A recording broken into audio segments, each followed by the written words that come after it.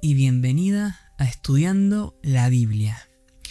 Hoy vamos a continuar con el capítulo 2 de Génesis. Y mientras que en el capítulo 1 Dios es Elohim, majestuoso que ordena el caos con su voz, en el capítulo 2 Dios es Yahvé, el Dios del pacto, el Dios que se ensucia las manos para darnos vida. Génesis 2 nos revela que no somos el resultado de un accidente cósmico, no, sino de un diseño intencional nacido del amor de Dios. Aquí vamos a descubrir que antes de que el hombre hiciera algo por Dios, Dios ya lo había hecho todo por el hombre. El capítulo comienza con una paradoja. Dios termina su obra y la termina descansando, pero no es el descanso del agotamiento, es el descanso de la satisfacción. Y esto me recuerda a un pintor que, terminando su obra, pone su firma, la contempla, respira y se llena de gozo, ¿no? Al contemplar tan bella creación que ha hecho. Bueno, aquí aparece el Shabbat. Esta palabra hebrea no significa simplemente dormir, sino cesar o detenerse. Es un alto total para contemplar lo creado. Al bendecir este día, Dios no estaba cansado, como dijimos, ¿no? Estaba estableciendo también una cita. ¿Y por qué el séptimo día y no otro? Bueno, a diferencia de los monumentos de piedra que se desgastan, Dios construyó un monumento con el tiempo. El sábado es un memorial de la creación. Así como no podemos cambiar nuestra fecha de nacimiento porque es un hecho histórico, el sábado es el registro inamovible de nuestro origen. Dios santificó el séptimo día en el Edén para toda la humanidad, mucho antes de que existiera cualquier religión o cultura específica.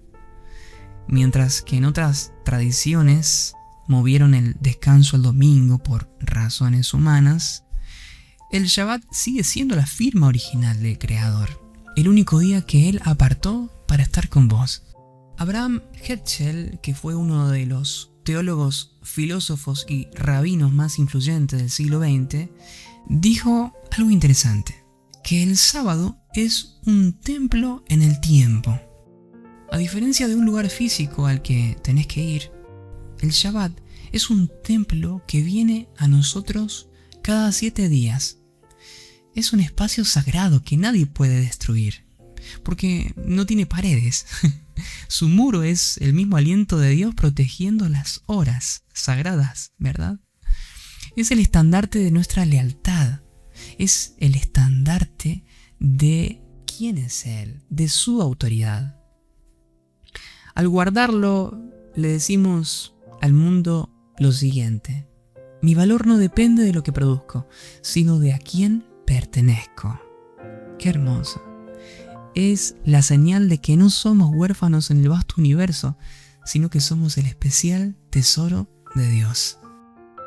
La escritora Elena White, en su libro El deseo de todas las gentes, página 248, que de hecho te lo recomiendo el libro para que lo leas, que es hermoso, dice así: el sábado fue dedicado a la familia humana para que todos pudiesen recordar a Dios como su creador. El sábado, como un monumento conmemorativo de su obra creadora, es un testimonio del amor y el poder de Dios. ¡Wow! ¡Qué cita tremenda! En el versículo 7 ocurre el momento más íntimo de la Biblia. Dios forma al hombre del polvo. Imagina la escena. El rey del universo arrodillado en la tierra, modelando cada dedo, cada pestaña del cuerpo de Adán. Pero allí el cuerpo solo es una escultura hasta que Dios se inclina y exhala su propio aliento en la nariz de Adán. Ese es el corazón de Dios. Él compartió su propia vida con nosotros Y hoy cada vez que respirás, estás usando un regalo que vino directamente de los pulmones de Dios. Para meditar esto, ¿verdad? Luego Dios planta un jardín. No es una selva salvaje, es un hogar diseñado para el deleite. Pone el hombre allí para labrarlo y cuidarlo, dice la palabra de Dios. El trabajo antes del pecado no era una carga, era una forma de arte, una forma de expresión y de comunión con el Señor. Muy distinto a cómo vemos el trabajo ahora, ¿verdad? Y ahora bien, en el centro, Dios pone a dos árboles: el árbol de la vida y el árbol de la ciencia del bien y del mal.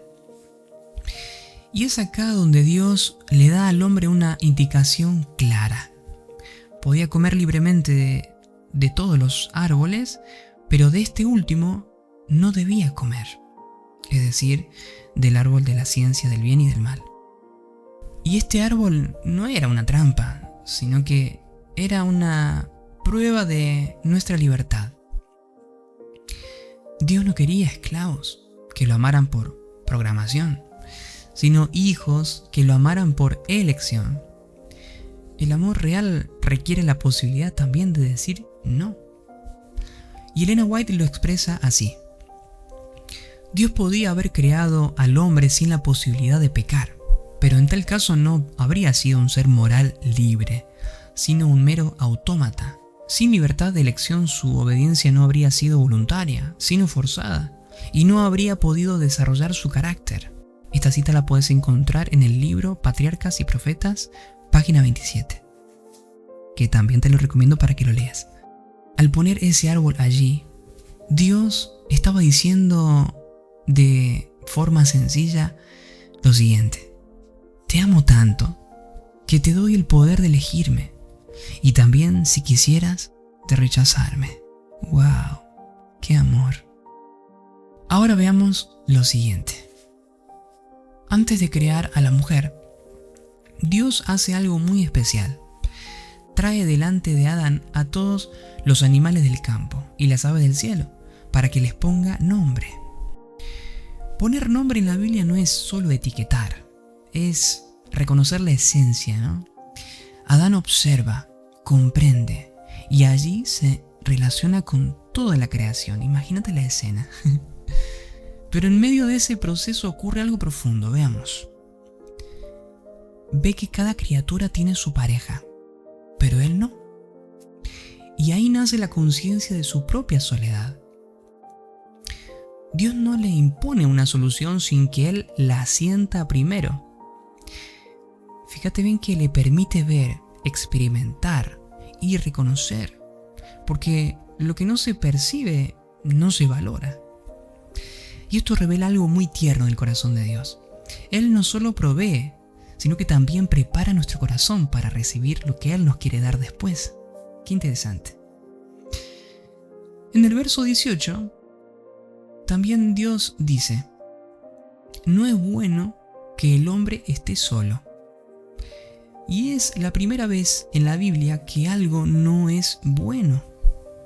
El Señor decide hacer una ayuda idónea entonces, que en hebreo se utiliza la palabra Hetzer Kenekto, que significa alguien que está frente a él, como un igual, como un espejo.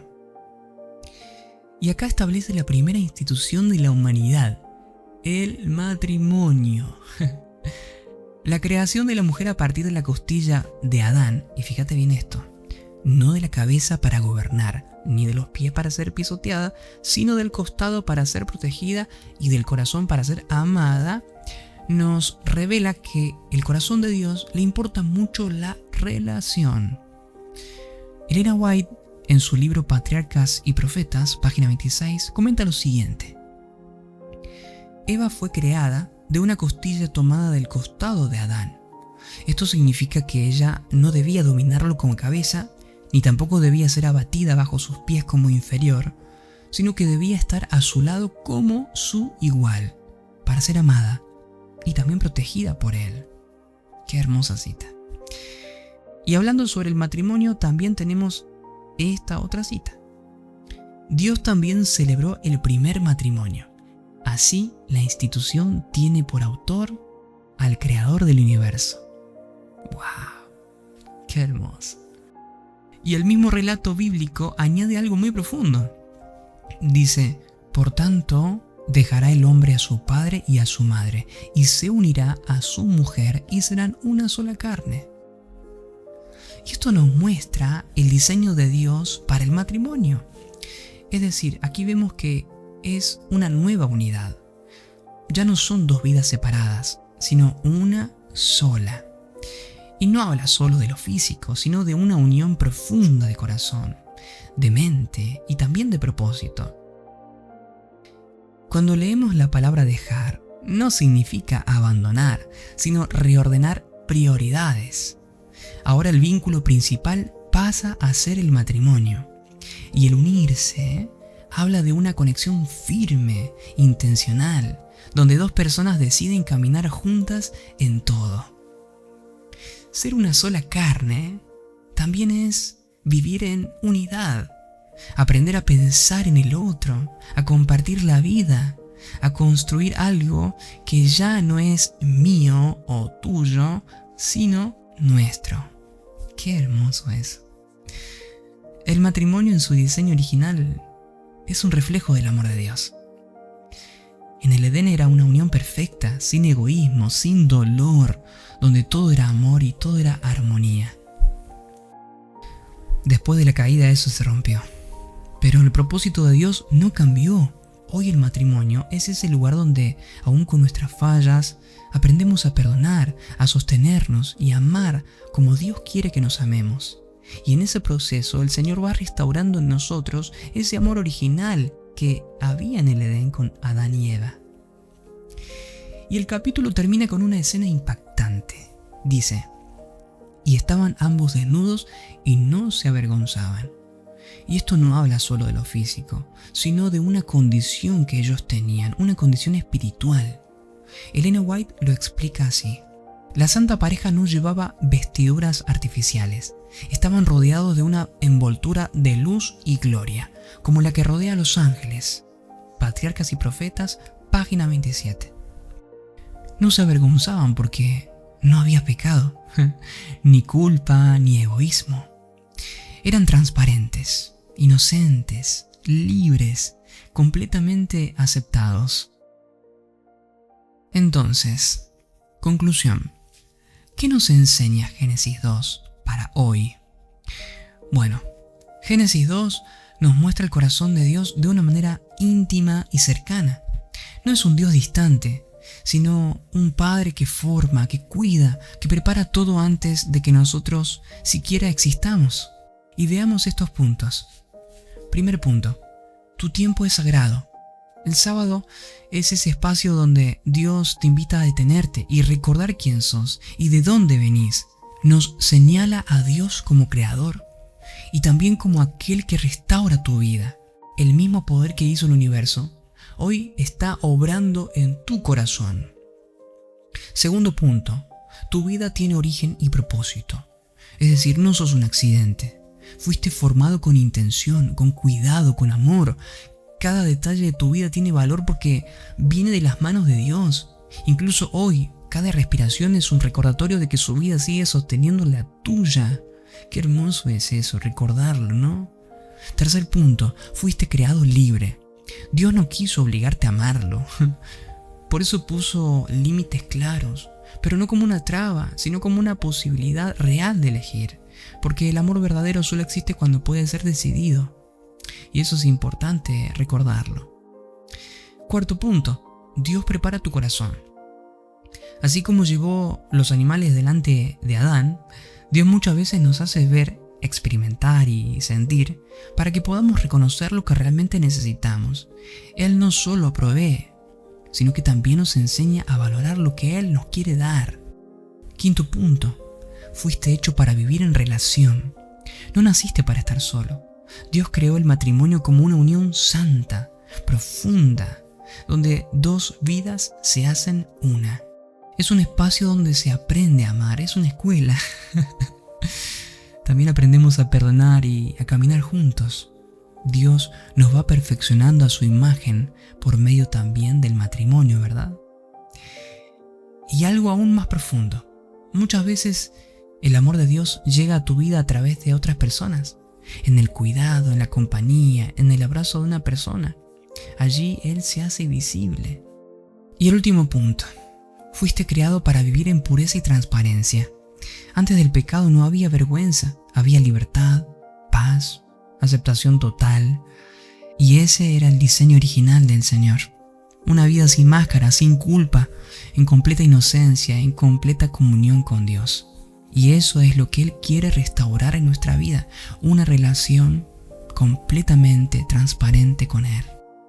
Génesis 2 es el recordatorio de que antes de que el pecado entrara al mundo, todo lo que Dios quería para vos era paz, libertad, amor y una pertenencia total para con Él. Y ese mismo Dios hoy sigue buscando restaurar ese Edén en tu corazón. Qué hermoso. Muchas gracias por acompañarnos en este estudio de Génesis 2. Deseamos que haya sido de gran bendición para tu vida y que algo de lo que vimos haya tocado profundamente tu corazón. Si te gustó, puedes darle like y compartirlo para que muchos más puedan conocer este maravilloso amor de Dios hacia nosotros. Te invitamos a que nos sigas acompañando en el próximo capítulo, titulado La desobediencia del hombre. Génesis capítulo 3. Que Dios te bendiga.